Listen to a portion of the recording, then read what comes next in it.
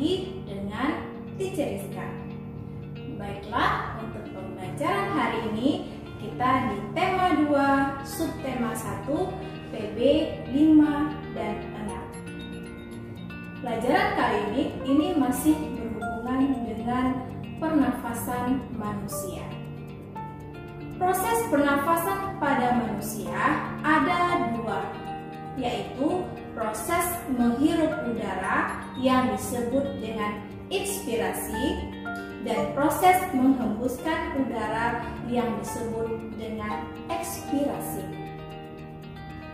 Ada dua jenis pernapasan pada manusia, yaitu pernapasan dada dan pernapasan perut.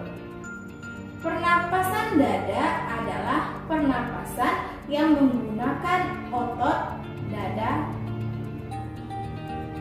Pernapasan dada adalah pernapasan menggunakan otot antar tulang rusuk.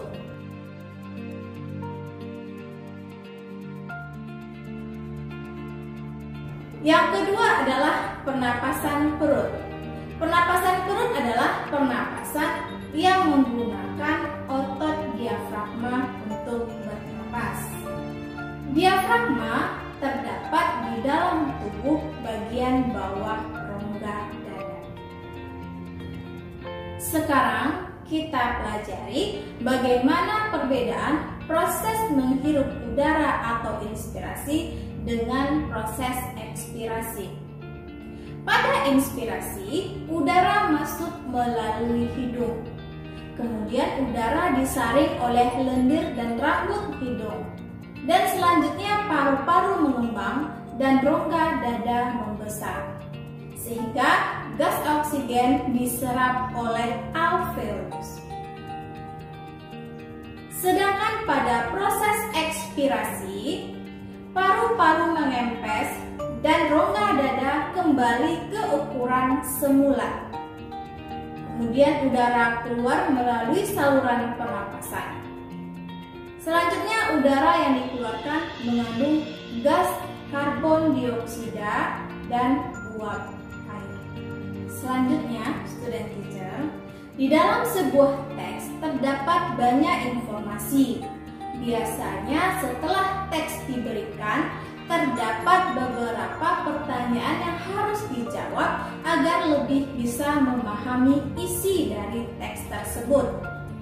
Kita dapat menggarisbawahi kalimat-kalimat penting untuk memudahkan menjawab pertanyaan. Misalnya, kalimat yang menyatakan tokoh, tempat, sebab, akibat, atau informasi penting lainnya. Kata tanya apa menanyakan nama-nama benda, sebab, akibat, judul, atau tema.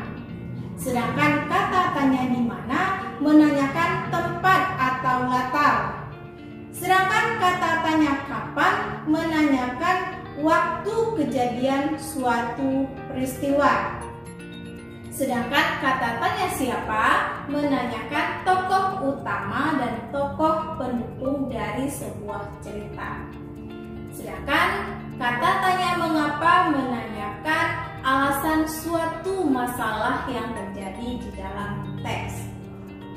Kata tanya bagaimana menanyakan cara membuat, proses, urutan, pendapat, atau sikap.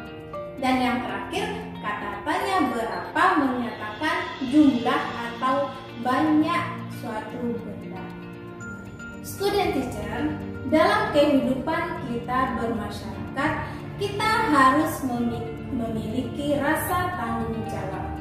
Tanggung jawab adalah sikap yang harus kita miliki saat diberikan sebuah tugas untuk dilaksanakan. Orang yang memiliki tanggung jawab akan menjalankan dan menyelesaikan tugas dan kewajiban yang diberikan kepadanya dengan sebaik-baiknya.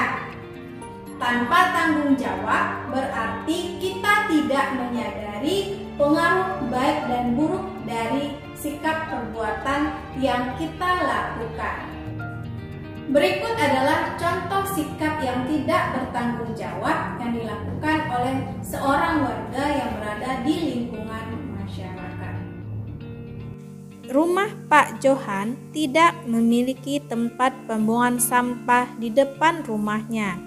Sampah dari dalam rumah diletakkan begitu saja dan ditumpuk di depan pagar rumahnya.